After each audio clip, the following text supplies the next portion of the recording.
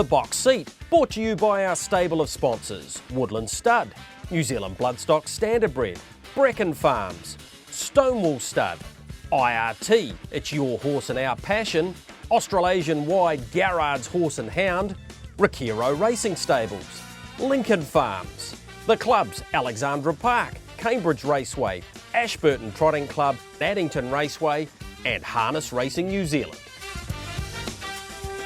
Hi everyone, welcome to this edition of Your Box Seat, brought to you by our stable of sponsors. Michael Guerin, it's Inter-Dominion Grand Final time, and gee, the barrier draws have made things pretty intriguing, as they always do.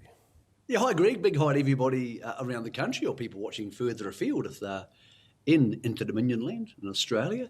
I've really enjoyed the series, Greg. It could have done with a few more good horses in the Pacers series, could have done with a whole bunch more in the Trotting series, but in many ways that's the reward you get for turning up, Greg. You don't get any money if you don't turn up, and plenty do. And outside, maybe at a pinch, copy that. Would any of the other horses in Australasia really beat King of Swing and Expensive Ego, Greg, at home in the form they're in now?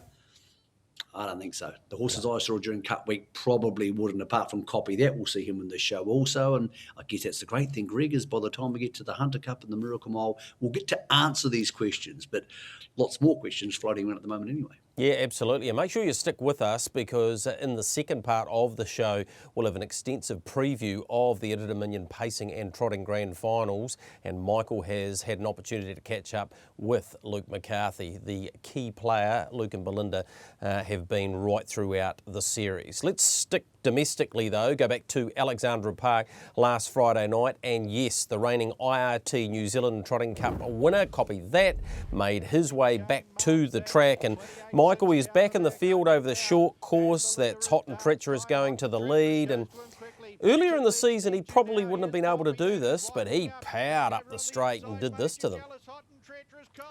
Look, I think he learned a few new tricks, Greg, during the Queensland campaign. He actually did this one night in Queensland, came from last on the inside and won a similar type of race, actually a stronger race. Look, he's definitely a more well-rounded horse now. He spent a lot of time in open class. He's been in open class now for about 15 months, but it was a good performance. I was worried about him on the home turn. I thought Morris had underdriven him. But that's why Morris has driven about 3,400 winners, Greg, and my count is still, after Friday night, around 0. So that's him done for here, I would suggest, for the summer, not Morris, copy that. He'll be heading to Cranbourne next, where Chris Vinocio will be taking over a little bit of the training. I think Ray Green's going to go with the horse, Greg, initially, and he may stay there for most of that time because he actually can't get back into the country without quarantining until January the 17th. And Chris will drive the horse, Greg. It'll be too good for most of the Victorian horses, one would think. And then, as we hear from Luke McCarthy later on, a King of Swing and Expensive Ego will probably both turn up in the Hunter Cup. So that'll be a really good challenge for him. And Greg, it'll just be nice to see them all in the same place. We saw it in Queensland a little bit, but yeah, maybe he's a better horse now, and maybe he's improved more than King of Swing. Whether he's improved more than Expensive Ego, a question for further into the summer, Greg. And Michael, Hot and Treacherous, outstanding. Darling Me, I thought very good. Need You Now, very good going forward to this week, and obviously to the Group 1 Queen of Hearts. So it was a deep sort of a race, and I think the form to follow out of it will certainly be well worth noting down. Yeah, I think it's taken us a long time, maybe a couple of years, Greg, to get our head around what's happened with the handicapping system, and particularly in the north where we don't have a lot of horses to play with, because it used to be open class racing was open class racing, and Hot and Treacherous would not be in an open class race, and Darling Me absolutely, technically still being a 3-year-old filly, absolutely should not be in an open class race. We know that. They shouldn't have to race copy that, but we don't have any choice because we don't have enough horses. So it's taken us a while to work out how that all fits together. And what I've probably noticed, Greg, and after looking at most of the open class races, I don't see them all, but I see most of them, over the last 2 years, is you have the genuine open class horses, which at the moment are self-assured. Some of the done horses copy that, and South Coast Arden. And then the age group horses tend to be better. So the horses who are good 3-year-olds, Derby, Oaks type 3-year-olds, Greg, I've found, slot in next and then the horses who have worked their way through the grades tend to be in that next group. And that's what how I've started to work it out for the punt. It used to be that I thought the open class horses and then those other two bunch of horses I wasn't quite sure about. But what we're seeing through a race like that is it tends to be the horses who are good enough and naturally talented enough to race in the best races at 3 will tend to fill that secondary gap, Greg, a lot more than horses who have worked their way through the grades, because the reason they were horses in the grades, unless they got injured early, is they didn't have the natural talent or the speed of those other horses. Yeah, and here's another age group star. The next we want to have a look at, go to Cambridge Raceway last Thursday, and we got a chance to see this horse, Michael, BD Joe. Outstanding coming off the 35 metres. I think what aided his chances from a stand, it was a perfect race for him because no other horses around him. He was able to step away nicely, and he was pushed wide on the track by Dylan Ferguson and High Point, who got into third position there. Made him do plenty, but like the good horse he is, and there's a few things on his radar, including a Franklin Cup, he was just simply too strong, Michael. Perfect man for this sort of drivers, David Butcher. He did this for a long, long time with good Jeff Small trained horses, and that was just not panic, realise that the good horses will tend to pick them up, try and get on the back of the right horse. It also shows a really astute training knowledge from Steve Telfer. So Steve Telfer could have gone to the copy that race and probably won it on Friday night by crossing them early. But he's playing the long game here. He's playing a game as we see the NZB boys there, who Mitch is in the ownership of BD Joe. He's playing the game towards the Franklin Cup, and that's why he went to an inferior standing start race to get him qualified and get him sorted for standing starts, also for other races over the next couple of weeks. And then he can switch tact again and maybe if he wants to, head to the Chariots of Fire. So he's got a lot in front of him, Greg. But when you see Steve Telfer able to make those decisions, I had a conversation with him about it last week. That's a lot bigger part of his life now, because he used to be a trainer of a small and then medium-sized team, and now he's a trainer of a huge team. And horse management becomes really crucial in those situations. And he's showing that he can become a person who can manage a lot of horses more often than not in the right way. So, yeah, I think Steve's becoming a better trainer with the experience of having these bigger teams around him, even though he probably would like to have his hands on the horses more often, Greg, because not many horse trainers like being in the office. Yeah, well, he's won 7 from 18 now and close to 200,000. He looks stronger too. He's going to be have a big part to play in the upcoming features out of Alexandra Park. Speaking of those, the Dunstan Sire Stakes Fillies Series is really shaping up to be a great one, and we had the final heat up at Alexandra Park last Friday night. Let's go back and have a look at First Rose. This was a terrific performance. Michael, you and I have worked at Alexandra Park over a long period of time and talked about how difficult it is to go to the park first up, handle the right-handed way of going, and not only do that but win. This horse sat 3 wide for the last 1,000 metres and had the audacity in the hands of Tony Herlihy to fight them all off. Foreign Delight was great, but look, this horse was just simply too strong for them. That's Lady of the Light getting through on the inside in the blue colours with Maurice McKendry. Just got slightly held up there, but at this point she pretty much had her chance. Yeah, she did. She's lost her gait a little bit there. She's looked a little bit uncomfortable and off her rhythm after changing lanes up the straight, did Lady of the Light, but no excuses. When the winner goes this good, that was a hell of a performance. As you said, it doesn't happen very often and adds another dimension to this 3-year-old fillies final. So I think it's going to be a great race, probably the race of the summer at Alexandra Park until we get into the more serious open class horses returning, Greg. So, yeah, interesting one. Maybe decided by the draw. Maybe True Fantasy still deserves to be the favourite. But yes, there'll be a few horses now, Greg, I think would fancy themselves to not get out of her way. Well, when you consider horse going there this week, Remember Me. So $1.85 at the moment for True Fantasy. $4.20, Remember Me, in from $6 of about 10 days ago. Allegra $5, Lady of the Light $6. So, gee, it's going to be one heck of a contest, that one. The Oaks market's out as well, Michael. $1.85 at the moment for True Fantasy and about $3.20 24 Remember Me, so those options are available. But you're right, the barrier draw with the likes of Allegra, Remember Me, they all like to go forward, so whoever actually draws best out of them in True Fantasy, and maybe even that filly, First Rose, because she was brilliant there, and she's a $15 chance if you still want to back her. I don't think I'll be jumping into these markets only because a lot of the trainers I'm speaking to, Greg, don't really know what's happening. So they'll sort of, it used to be in the old days, you would race in these heats and that race, and then you would go to the Oaks or the Derby, and it all sort of followed each other around a little bit. It was good, but it sometimes got a little bit boring because often the best horses had big enough gaps to ease off, then go again and go again. And I think this time around, Greg, people were sort of, South Island, North Island, how long do I stay there for? Do I go to Australia? Do I not? Do I come back? And I think it's a lot more interrupted, and a lot fewer trainers have got their head around the exact flow of the events. And that could see some horses turning up underdone, overdone, who knows what it could do to the form. So, yeah, I'm just going to hold off some of these futures markets at the moment, Greg, particularly this crop. Because as you said, even if True Fantasy is the best of them, and we have no proof of that, even if she is the best of them, Greg, she's not just going to sit parked to win these races, because this season when she's tried to sit parked to win those races, it hasn't worked. No, it has not. Let's continue our thoughts around what happened last weekend, and just on her. She's a full sister to the ill-fated Pat's Delight, who of course won a Harness Jewels and was such a star performer at 3, went very close in Sheriff's Derby. All right, let's go to Steal the Show, Addington Raceway last Saturday night. Good effort here, Michael, sat behind It's All About Faith. That's No Time Like Now, getting into the clear in the hands of Blair Orange. But Steal the Show, first up since the IRT New Zealand Cup when he ran 4th.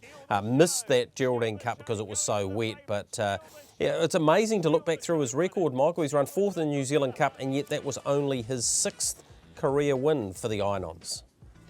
Well, he's run 4th in the New Zealand Cup, Greg, and started about $4.50 in that race, which is kind of remarkable. Now, it's easy to say now because he just won it, and he won it about 4 days ago as well. But it was a good drive. He didn't get involved early. Then he's moved around the field and made It's All About Faith work enough to take a bit of sting out of him. And we said after It's All About Faith won during the Cup Carnival, he's awesome when he gets things his own way because he got the lead twice handed to him. It's not so easy when you don't get it handed to you. So I thought the drive actually won the race. Nothing away from It's All About Faith, but he maybe beaten by a better horse. I'm not sure It's All About Faith could have run 4th in the New Zealand Cup. So maybe Steal the Show was undersold by the market there, Gregory, because his overall form in the last 12 months would be every bit as good as It's All About Faith. Again, easy conversation to have once a race been run. Yeah, exactly. It was his first win in this campaign, though, but he's been racing at the top level all the way through. And you're right, it was a good drive from Tim Williams. They did have a look at an inquiry about 1,100 metres from home when he just came out just in front of Mark Purdon, but he timed that to perfection, so there was no drama there. Akaroa, talk about timing. Cup day there last Sunday, and it was the turn of Lulu Le Mans. Start number 49, win number 9. Very appropriate this, Michael, trained by Derek and Adele Jones. Derek lost his father, Peter, who was a long-time farrier based out of Riccarton, mainly with the thoroughbreds, but a wealth of knowledge. And Lulu Le Mans getting through on the inside of Revered here.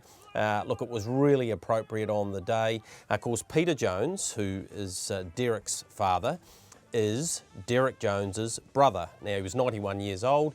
So the two brothers, Derek and Peter, I don't want to confuse you here, named each of their sons after their brother. So there's Derek and Peter and Derek and Peter. So there were a few people a little bit confused by that, but a really, really poignant moment for the Jones family there. Greg, that's just about the most Canterbury harness racing story I've ever heard in my entire life. That's why I had to share it with you, Michael. I had to tell it. I had to tell it as it was, because that's how it was.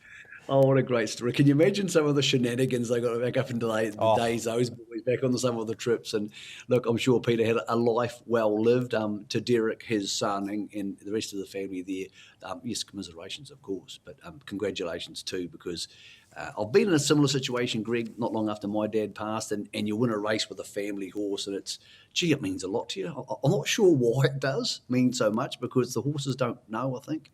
But, yeah, it's a pretty poignant sort of moment when it happens to you. So I can only imagine how the emotion was there on Sunday night. Yeah, I'll tell you what, Justin Evans got it bang on and is cool too, and he's doing a great job with Matthew Cross just having a nice wee break, but he's back very shortly. Highlight from last week, Kevin Townley, who trained at win number 500 for him. Also at the Mott, there's his colours, Michael, the predominantly yellow with the horseshoe, getting through there in the hands of Jared O'Reilly. Sally Lynn Denny just beating Royal Pride. 270 wins on his own account for KD Townley. He trained 230 in partnership with his father Doody.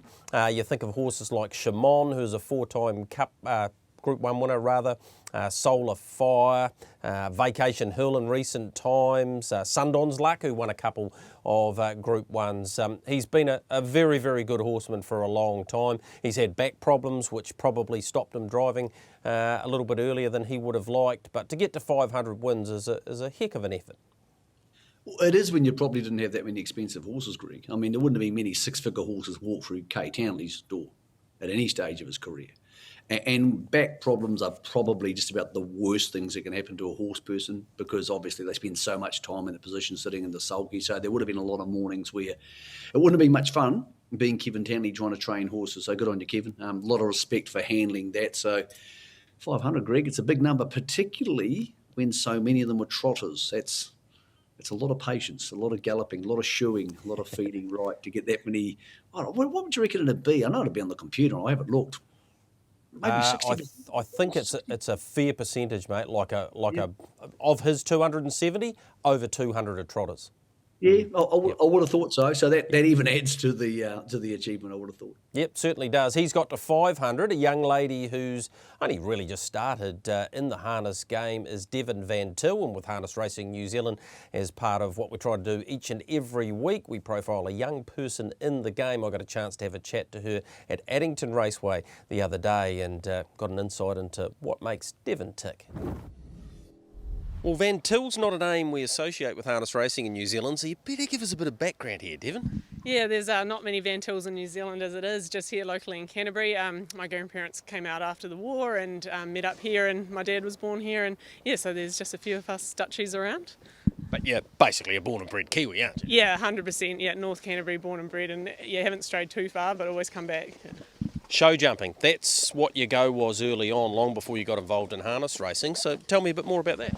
Yeah, I started riding as a young kid and just worked my way up the ranks in show jumping and represented the South Island and did quite well and had some good horses and great owners, but yeah, I just needed a change and needed to get out of that industry, and I knew the guys down at the beach, and I asked for a drive one day and was hooked ever since.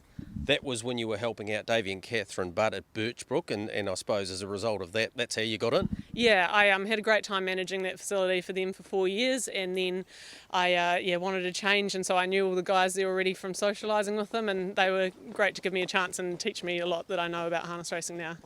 So you work for the Dunn Camp, and I think it was the last week or the last day you were working for them, you've got your first winner. Yeah, it was really special to get that win before I departed, and on a horse that I'd done a bit of work with there. He was a bit special, but I knew him inside and out, and was really grateful that they gave me the drive on him and could get that first win. Yeah. High Flying Harry, wasn't it? Yes, High Flying Harry. Yeah, he was a bit special, but he was high flying that day, so it's great. All right, what about the future for you in the sport? I know your partner's a trainer, and you obviously get a few drives for Steve Dolan, so yeah, tell me about what you're hoping to achieve in the future.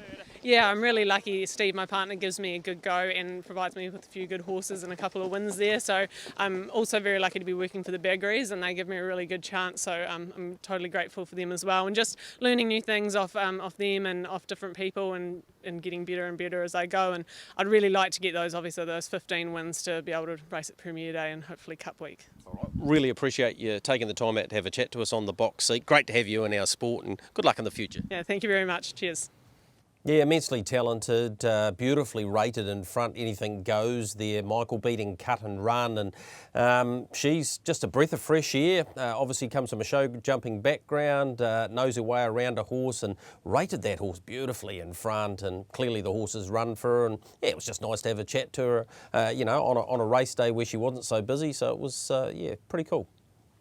It is, Greg. I like having the stories of some of the younger people, lesser known people in the game told on the show. So if you're watching this out there in another part of the country, maybe down south or somewhere even in the CD, if you've got someone you think's doing a really good job who's just starting to fashion a career in the sulky, let us know, because who knows, they could be the next David Butcher or Blair Orange in 10 or 20 years, Greg. So we would like to think that we get to them first. Yeah, absolutely. 12:43 the start time for a big day on Sunday at Methven. We want to preview the 2 Green Miles. Slightly disappointing numbers-wise. They seem to have enough nominations there, but a few fell by the wayside. The Pacing Green Mile, let's have a look at that and go back and have a look at the New Zealand Pacing Free-for-All to find Cranbourne, who I thought was excellent in this race. South Coast Arden, obviously Self-Assured and Krug beat him home, but that's him getting to the middle of the track for Stephen McNally. I think he'd be hard to beat this week, Michael. He's got barrier number 6. He's got a very good grass track record, and I'm expecting him to be really, really tough to beat in the Methven 4 Square Supermarket Green Mile of 2021. Well, the ultimate racebook information, which Addington have been really good to give to punters for free, suggested he paced his last mile had he been up against the marker pegs here, which obviously he wasn't, in sub 150, both he and Krug, which are 2 of the fastest miles ever paced in New Zealand. Not that we often have the chance to amend the times to relate to how far up the track they are, but we also know Greg can win on the grass. So there's lots of pluses here. I was sort of thinking he would take 6 months to become a real open class horse, Greg. I don't think he's interested in waiting for that long. I think he's keen to do it quicker. So, Methven Sunday should be right up his alley. All right, Barrier 3, Ultra Wise Guy. I think he'll be right amongst it too. Michael Shan Noble, It's All About Faith. The done pair of Henry Hubert and Classy Brigade. So is there any way that you'd go at this stage, this far out? The Green Mile's been a great speed for race for gate speed horses, Greg. I know you think Methven they can come from anywhere, but it hasn't been the case in Green Miles. I've found it usually when they jump on the speed, they've been really hard to catch. It'd be interesting to see exactly what happens there, because a horse like Older Wise Guy, you wouldn't naturally think was a grass track horse, but I don't know, Greg. It's weird grass track racing. Some horses just turn up and seem to absolutely love it. You would never have picked Cruise Bromac would be a good grass track horse. Yep. And yeah, he won a Methven Cup. So I don't know. It's going to be a lot of fun. It's one of those races, Greg. I'll make sure for 2 things. I'll do my form, and secondly, I'll wait to see if it rains, Gregory. All right, that is race number 8, and there's been a bit of rain about in Canterbury this week, and a little bit more later on too, so later on in the week. But hopefully it'll be all good for their big day on Sunday. Of course, the trotters don't miss out. They have their Green Mile too. Here's Oscar Bonavina over a short course. Didn't want to show him winning on show day because it was over the longer 2600, but in a sprint race, Michael, where he's come up with barrier 5, yes, he goes to the grass for the first time. His opposition are Crusher Collins, American Pride, Tweedledee, the Dominator, and One Apollo. He should be winning again. And you would think Greg is a horse who might enjoy the grass. He's such a quirky, unusual horse. I think that might actually help freshen him up. I think he's a horse who actually likes mental freshening ups. And I think Mark driving him cold on show day, after following Cup Day, was really good for him, get his confidence back, and the grass might do that again. Impossible to bet against him. Absolutely impossible, Greg. Unless it did rain. He would seem a horse, and I'm not trying to say it's going to rain on Sunday because I have no idea. But that's one thing I wouldn't imagine he would enjoy, wet track grass racing, because he's only about 2 foot tall. But if it doesn't rain, he should bolt him. He'll be winning. All right, that's the Fast Track Insurance Trotters Green Mile. Races 7 and 8 on an 11-race program. That should be exciting. Time for us to take a short break here on your box seat. On the other side, Michael and I will look back at a few of those Inter-Dominion heats, talk about the final, and hear from the key man, the key player on Saturday night, Luke McCarthy.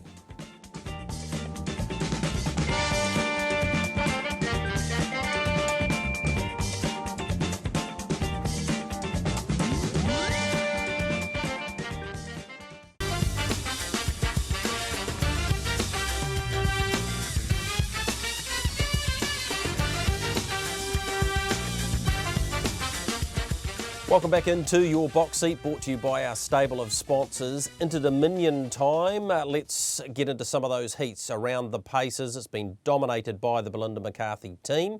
So let's go to the first of those, Michael. Here's Expensive Ego dominating them at Bathurst.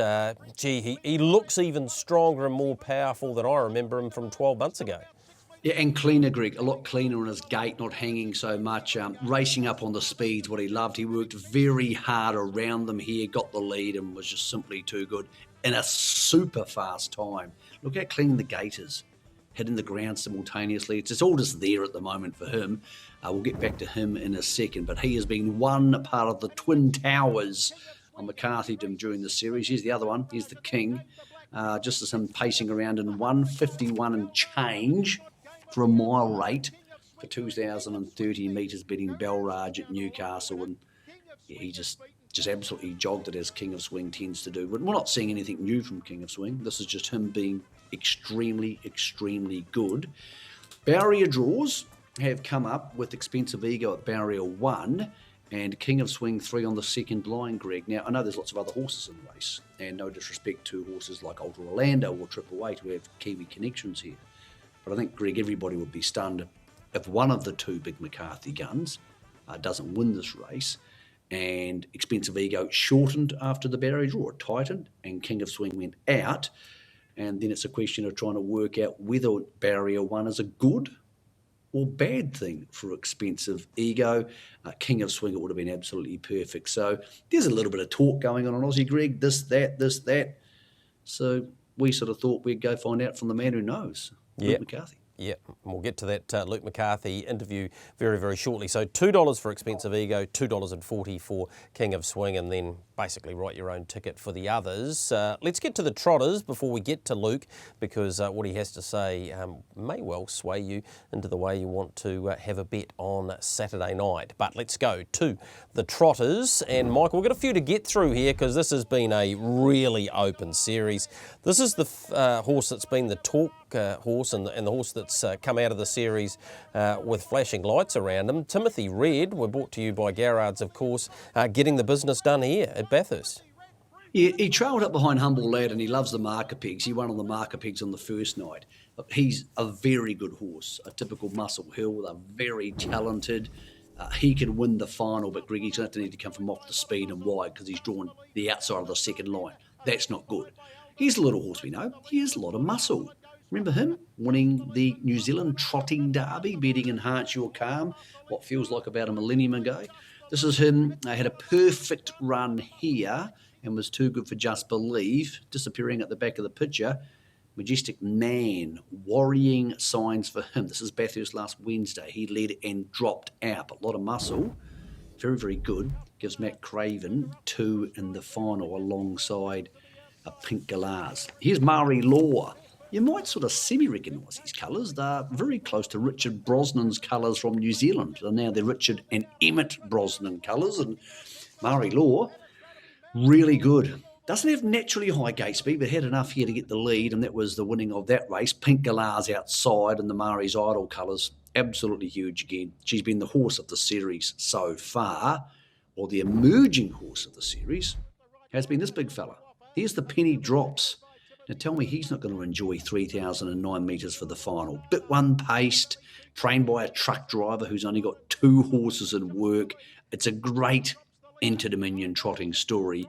He just keeps on getting better, and plenty think he can win the final, Greg, because look at the range there and the gate. He's clearly going to be a horse suited by the 3,009 metres. So an enormous variance of form in the Trotters series. And the Majestic Man, who was dreadful Wednesday, bounced back a little bit on Sunday, got barrier 2, Greg, where he may well lead the final and have the option to hand up to another horse. I think it's a final, Greg, that any one of about 8 horses could win. And Majestic Man's one of those 8 horses, but a lot's going to depend on who feels good on Saturday night and who cops what's close enough for us to 2 miles. All right, $4.50 for horses like the Penny Drops, Majestic Man, Pink Galahs, out to $5.50 for Māori Law, $9 for Tough Monarch. What do you make of him, Michael? Where's he at? Because he seems to be good one start, not so great the next. Not much of a fun way to back a horse during an Inter-Dominion when they're up and down like that. Just to get back to Majestic Man, because obviously he's the Kiwi, I think they'll lead and hand up this week, and he can win. But it's been a long time, Greg, since a horse who underperformed so badly during an Inter-Dominion heat was able to win. So if caretaker trainers Sonia Smith and Anthony Buck can turn him around, then yes, he can win. but I can't back him at those odds. I think Pink Galahs is clear top pick. She's been parked in all 3 heats, and that's actually not her go. It's just been a little bit of bad luck. Nothing's worked out for her. I would love to see her be really neutral at the start. Just go across them. It's a trotter's race. There'll be a gap there somewhere. And just don't even think about moving. Just count to 3 minutes, 180 seconds. That's what obviously Maddie Craven do. Just count to 3 minutes. After 180 seconds, then you're probably at the 800 metre mark and you're in play or close enough to it. That's what I'd like to see him do, Greg. I think, driven with a sit, she'll explode over top of most of these people. Yeah. So that's what I think will happen. But it's an interesting, intriguing series, and there's so many cool stories in it, like the Ray Harvey story, who's a 66-year-old truck driver who's got 2 horses in work, and like the Randos, who are wonderful people, who have Timothy Red. Brian Gath is driving the race. He's 77, Brian Gath. His first Inter-Dominion was 61 years ago. These are great stories, and just goes to prove to us, Greg, that while the Pacers are the glamour boys, how we ever thought it was a good idea to get rid of the trotting Inter-Dominions. Even the series is only 150 grand. It's not enough. It needs to be 2. But how we ever thought that was a good idea just goes to explain why you should always question people in marketing meetings who don't know anything about racing. No, exactly, and long may it continue. I've had something small on Humble Lad, and I know his gate hasn't been perfect through the series, but I reckon this race is there for an upset, and he's about $30 odd. The race that shouldn't be an upset is the Inter-Dominion Pacing Final, and as we've been building up to Luke McCarthy's the key player, Michael Guerin had the chance to catch up with him this afternoon to get the latest on Expensive Ego and King of Swing.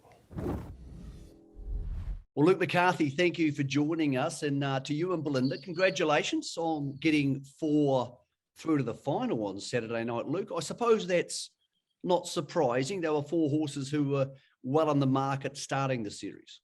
Yeah, thanks, Mick. It's a huge thrill to get all 4 through, and they all performed really well through the heats, and they've come through the run super. They've pulled up great after Sunday, and we're really looking forward to the weekend. Look, there were some concerns about the travel to Bathurst and to Newcastle. You explained before the series you thought those good horses were used to it. Was it a concern at the end? Have they come out of Monday morning feeling any worse off than they were starting the series? Oh, look, I was talking to Anthony Butt last night, and even Ants joked and said it's probably taxed us more than the horses, all the late nights. But the horses, I'll admit I was actually a bit concerned about it before it started. 6 hours to Bathurst, 6 hours to Newcastle, 3 times in the week. But look, they've handled it well. I do think it made for great racing. Perhaps if all the heats were at Menangle, it might have come a little boring. So just the different tracks made it a better carnival, and there was great crowds there. All right, let's talk about the Pacing Grand Final first, and we'll go from the top. King of Swing was the long-time favourite for this series. You've got 3 on the second line. Is that good or bad, or do you not know yet? Just look, it depended particularly where he drew and where Ego drew. There's a couple of scenarios I've got in my head will happen. I figure Bonker Benjamin's going to cross early. Whether Ego's sort of quick enough to stride up really strong and there's nothing there to keep him in the pocket. He's the obvious leader and he looks very hard to beat on how he's going. The other one is Bonker Benjamin crosses and there is a heap of traffic and Ego's buried on the fence and King of Swing's the first one there and he finds the front. So, we're probably not going to know until we go a good 300 or 400 metres. And with the barrier draw, it makes an intriguing race. A couple of times, Luke, like, for example, in the Blacks of Fake last year at Albion Park, you've been neutral on King of Swing early and almost turned it into a mile race by moving on him in the second half of the race. Is there a chance that could happen on Saturday night? You might just keep your nose clean on the favourite for a while and then move later? Yeah, I'll have to, Nick, because just from the draw, we won't have a choice. We'll just see how it unfolds early and then there's going to be enough traffic, sort of everyone's sort of going to want to be moving forward, to be in that position where, you're up handy to the lead. So look, if that happens that way, I can just sort of let the dust settle and then just poke around when I'm ready. Look, I've got my theory. I'll run this by you for our box seat viewers, I think Expensive Ego gets around because I think the gaps will open up early over 3,000 metres. I think he gets the lead. If that happens and you come around on King of Swing, would you like to be in a situation where the stablemates are lead trail, or does Expensive Ego have to stay in front of you? Oh, look, you know, they're owned by different connections. You know, I think the connections will be entitled to give their driver instructions, and there's not much between them. So probably if Ego is in front, he's entitled to hold the front, and if King of Swing drew to be in front, he ain't handing up. So, you know, it's just how it is, and you know they're probably equal form-wise, and just Ego's got the draw. Could that potentially also come down to, Luke, how hard they have to burn inside that first 600 metres, though? Yeah, look, it'll just be up to Dave Moran. He's a big race driver. He'll make the right moves, and I'm sure it'll be a great race. Another couple of ex-Kiwis in the race, Spirit of St. Louis and Ultra Orlando. I thought Ultra Orlando's fate was pretty much back on the marker pegs and trying to get a run later on. Spirit of St. Louis, your dad is driving, John. What would you expect him to do early on? Look, it's probably a good enough draw for Lewis. He can just sort of float forward and let him balance up, and he doesn't have to burn. He can just sort of mooch him into the run line, and you know, if he ends up 1-1, 1-2, it's going to be a good spot for him the way he finishes the race off. So, yeah, he's got a handy enough draw. He can just sort of amble forward and just get where he needs to be. Luke, putting all that into the mixer for you and Belinda and for all the drivers involved, as best you can, because no one's going to hold you to it. What do you think your ranking order is, or maybe the best way for us to look at them, of the 4 horses you have in the final this Saturday night? Well, look, you got to put Ego and King on par. Just barrier draws and luck in running is the only thing that will split them. You know, they both broke track records through this series. Ego at Bathurst, King at Newcastle. They're formed super. They've pulled up good. So it's just going to be who gets the best trip and the most luck to split them two. And I'd have Lewis just ahead of Alta, but not much. I think it's a great draw for Alta. Won the back row. You know, he's got that natural gate speed. And when you draw the front, you sort of can't help but go forward on him because he likes to sort of roll forward. But from that draw, Jack's going to be able to just not use any gas early, and you know he'll sit quietly on the fence. He may end up 3 pegs, which is ideal over 2,000 metres. And you know he's a good seasoned old horse. He'll run the distance and he'll hit the line good. Mate, the Trotters final obviously is also on Saturday night. You guys have Humble Lad in the race, but you've also driven others in this series, so you've had a pretty good look around it. What do you make of the Trotters final?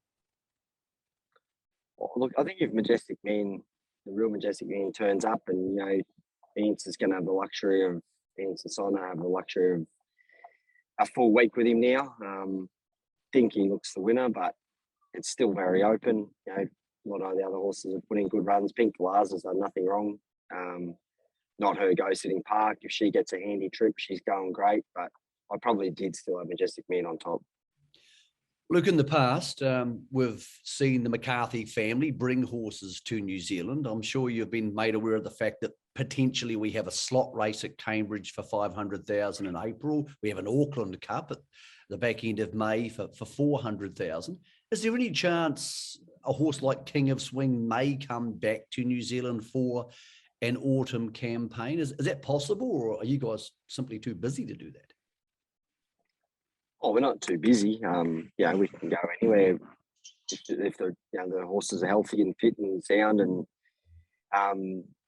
you love racing in these big races, and that's the thrill of getting good horses, is to travel away and do these trips with them. So look, we just thought we'd get through the Inters first, and so obviously we'll have to set them for the Hunter Cup next, and Victorian Cup, Miracle Mile. So we sort of hadn't put it on the agenda to talk about too much yet, but we'd definitely consider it.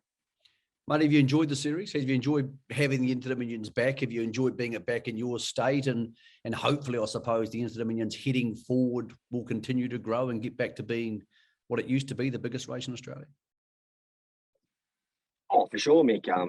I'd be in trouble if I didn't enjoy it. We've had such a good run through it. No, it's been amazing.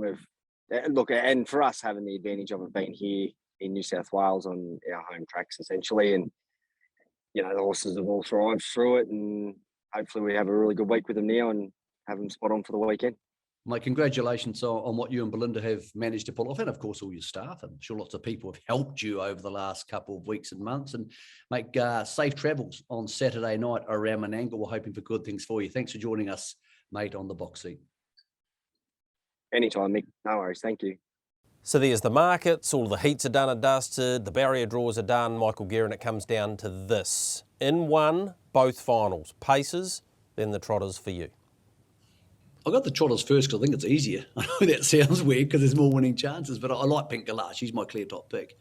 With the paces, it's going to come down to what happens in that first 800 metres, Greg. He'll get crossed, Expensive Ego. No doubts about that. In fact, I think they're happy to be crossed by Bonsell Benjamin. Might even get crossed by Spirit of St. Louis. And then, being 3,000 metres, it's not going to be your typical Aussie race where they all rush forward, Greg. That's not going to happen. He'll get off the marker pegs. Unless something goes wrong, he'll get off the marker pegs. I think he'll be in front of the Inter-Dominion final after 600 metres, maybe 800 metres. And then he's the horse to beat. I like King of Swing more as a horse. I think he's more proven. But, Greg, I've been doing this for a long time, and when it comes down to one choice versus another in a staying race, I'll always choose the marker pegs because they will win more often than they'll lose. My heart says King of Swing. The better percentage chance of winning this race for the punters at home, it's Expensive Ego because he will be on the marker pegs. And as we heard in the interview there from Luke, and that was the crucial question to the interview, if Expensive Ego gets round to lead, which I'm certain it will, will you hand a King of Swing? Now, if they burn really hard on that first 800, Greg, I think they do hand a King of Swing, and it's bye-bye. He's out of there. But, as Luke just said, and we've got to take him at his word, if that's not the case and Expensive Ego's in front, then Dave Moran will drive to the instructions of the owners of Expensive Ego, and King of Swing won't be getting the lead, Greg. So, for that reason, I'll go Expensive Ego.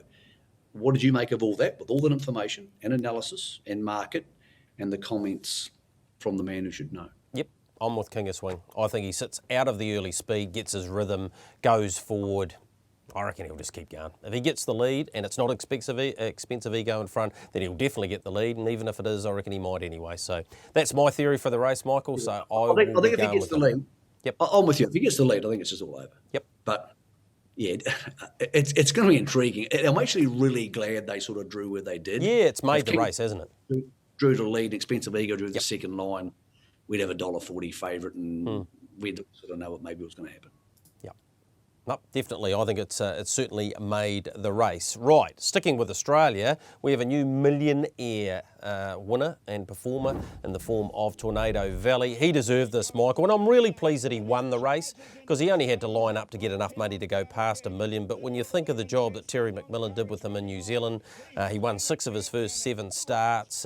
He ended up with Andy and Kate Gath. He's a dual Great Southern Star winner, an Inter-Dominion winner, and to get $1 million, just an outstanding effort by everyone who's been involved with this horse. Yeah, it is. And most importantly, Tornado Valley. He just kept on turning up. And he's had a couple of form blips the last couple of years and a few little physical issues. And it's sort of easy, Greg, to think, well, why don't they just retire him? But I'm not sure those old geldings enjoy being retired too much. Bit different for the stallions and the mares. He looks pretty happy there, mate.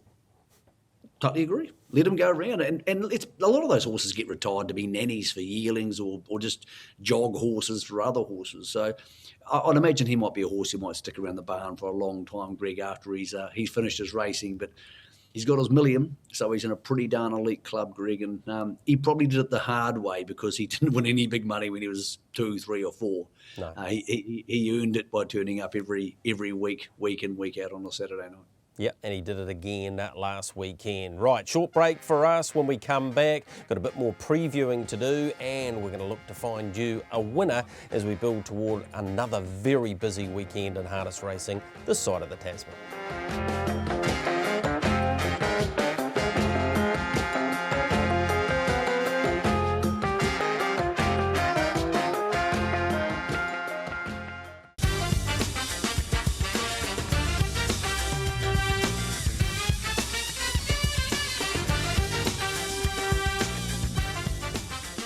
In your home straight, in your box seat, yearling sales time. The catalogue is out. The sale, of course, is not until February, but I got the chance to catch up with Bray to get his thoughts around the catalogue and how things are shaping up for the sale.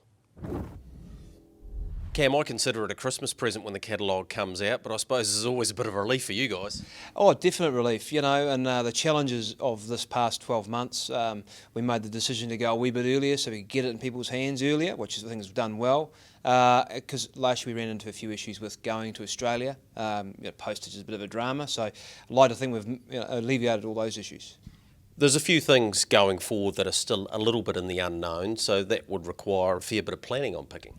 Yeah, no, plans A, B and C are all locked away, ready to go in case we need to break the glass. But, you know, it's just the world we live in now. It's a wee bit uncertain. I think going forward, though, the positive is we've got a sale. We're potentially going to be able to get it off. Well, we are going to be able to get it off the ground in one shape or form. The horses look fantastic. So, yeah, it's good. You've been getting out and about. You say they look fantastic. What sort of reception are you getting from the breeders and preparers in terms of the type of winter we had and through the spring? I think a lot of people, depending on where you've gone geographically, you know, it's always up and down. I've just been in Southland last week and the horses look amazing down there. They get a great spell of weather. I think in Canterbury, the horses looked great earlier on. They've just, we've had a wee bit of nor'west, the typical nor'west. So, but again, the horses do look fantastic, but come sale day, they sort of always even out and they're all about the same. 415, 138 in Auckland. Let's focus on that for a start. The Harness Million the night before, that's provided everything does go well. There's a lot of positives here, and the thoroughbred sale being moved, I think that again has got to be in Harness's favour or the Standardbred's favour. Yeah, so I suppose with the Harness Million, we've seen that work very well with the Thoroughbred Karaka Million style event. Just captures all that enthusiasm and, a whole event. You can drag it into the days, coming past, and it's just such a successful event. So we've emulated it in Auckland. And we're touching on the fact the thoroughbreds moving to March. It is great. We're going to be the first ones on the grounds. We're going to have the first bite at the cherry, so to speak, in that respect. But also it means the Standardbred is the focus, from Christmas going into the sale, which I think is great. We're not being, judged against the thoroughbreds. I think is a fantastic thing. All right, let's not focus so much on individual lots, but there is a half to copy that, a full sister to It's All About Faith, a full brother to the Fixer, so there's plenty of quality there and some new season size. Yeah, there is. There's some fantastic quality. I think probably this year, generally you'll get some nice quality. I don't think we've seen a catalogue in recent years when we've had such a great amount of quality and worldwide quality too. As we said, we don't want to touch on too many horses, but we've got a half to Sha Tin, we've got a half to He Will Be a Millionaire on Saturday night in Tornado Valley. So we're applicable all around the world, which I think is such a great thing, and it's such a great indictment on the New Zealand Standardbred. Sunday, that's the 13th. We moved to Christchurch on the Monday, the traditional now Trotters sale. I think there was about 60 odd there. So they'll sell from 3 o'clock? Yeah, and that's it. It's been quite a lift in numbers. We've sort of only ever really catalogued around the 40 to 45. So we have had a slight tapering off in pacing lots here in Christchurch. But again, that growth in Trotters we've seen all over Australasia. We saw it years ago when we first initiated that trotting only sale, and it's really built into something that's quite special. Yep, 66 there on Solitaire and Tactical Landing, who is a big talk horse, have their first, and I think Volstead's got one as well. Yeah, he has. Yeah, and they're all good types by those young sires too, which is what you like to see. I'm really pleased with the quality of types. Yeah, and I'm also looking forward to seeing the Royal Aspirations because the Fred Fletcher's ones have done very well. There's a couple of colts there. Let's have a look at the paces, and Lazarus gets his first opportunity. And I've seen some absolute standouts by that sire. It's a shame we don't have 100 of them. But again, that's going to work in their favour too, being a reasonably small catalogue of them. He's a high-profile horse, as we've seen, and he's left a very nice type. And of course, Ultimate Machete gets his chance. And going the other way, there's one by Washington VC. That must just about be the last. I think he is the last. And the beauty of it, it's a half to a fantastic horse as well. So the breed works. So, look, he's been a fantastic horse over a number of years, and it's probably a shame to see him go because they've always made fantastic racehorses. On the front of your catalogue is a horse called a Cooter. Renwick Farms are presenting one very closely related to him, a half-sister. Yes, no, and it's a very good type too. So again, we go back to quality, and that's something I can't stress enough. You can go through that catalogue and you just go from wow to wow to wow. And I mean, we were editing the pedigrees at work. The comment was that the standard and the bar and the quality is just lifting every year, and we have a very, very high quality catalogue. All right. Everything's online at NZB, so get online and check that out. And anyone who hasn't received their catalogue, they can get hold of you guys. They can get a hold of us, yeah. But probably the easiest way is to email Rachel Deegan, rachel.deegan@nzb.co.nz. And we've made a big push to our vendors to try and get that, media and videos and photographs up nice and early. So, I'd say in the very early new year, there'll be some stuff hitting the website that you can really get your teeth into. So pretty excited, isn't he, Cam Bray, about the catalogue, Michael? And so he should be. There's a lot of depth there, 415 yearlings, and sitting down over the Christmas dinner, having a look through those, Michael, is there going to be one that takes your eye this year? Yeah, there's moments, Greg. I look at the catalogue and I don't unwrap it because I know what happens when I do. Buying horses is one of my great passions, so it's the most dangerous but fun book of the entire year. We're in a great position because we're coming to the sales where we come off the back of the February 12th meeting at Alexandra Park, the Harness Million meeting, which is going to be massive. It's going to be huge, and then we'll only get bigger in the future. There'll be good enthusiasm about that. Then we're heading into a sale where we haven't had to have a lot of money, millions and millions of dollars spent at the gallopers already because the Karaka thoroughbred sales going back till March. So it gives you a little bit of a crack at some fresh money, and the syndicators in particular have a crack at fresh money.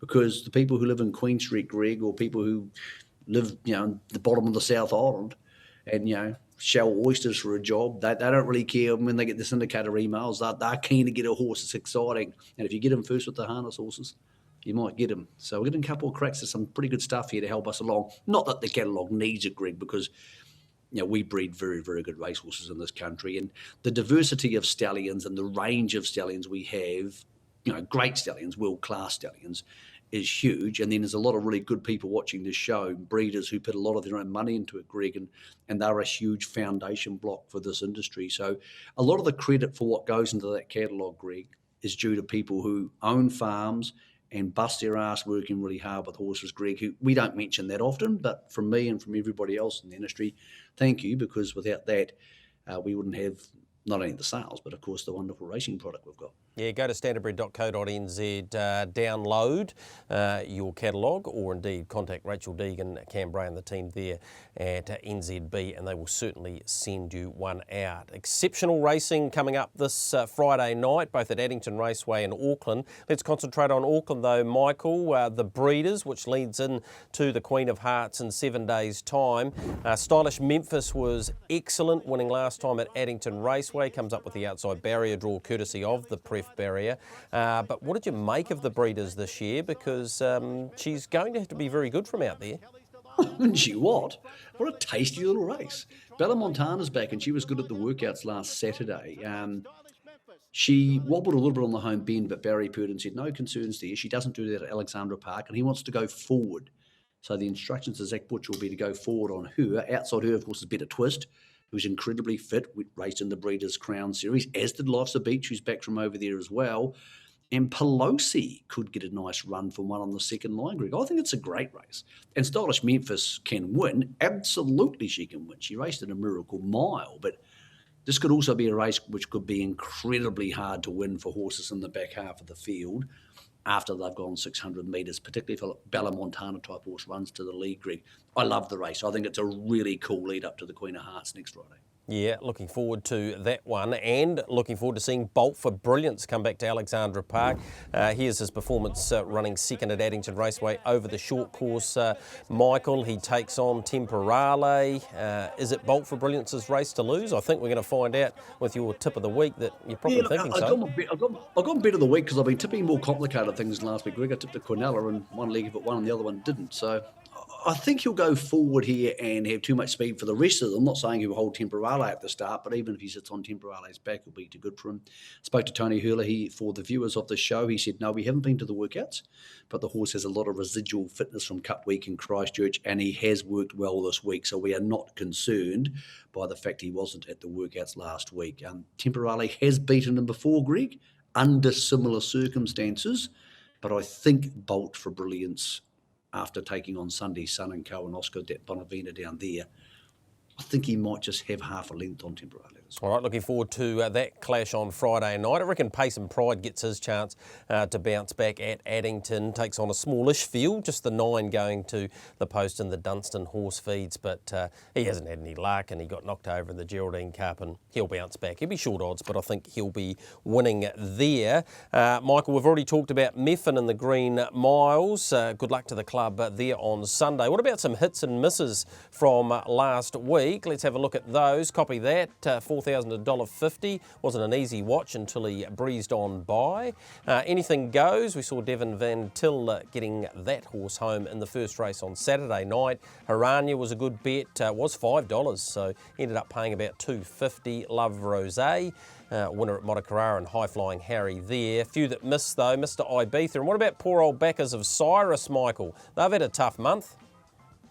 He's been a bundle of laughs. I don't think it's been his fault very often. Poor old Cyrus, he just ends up getting in the wrong place in races.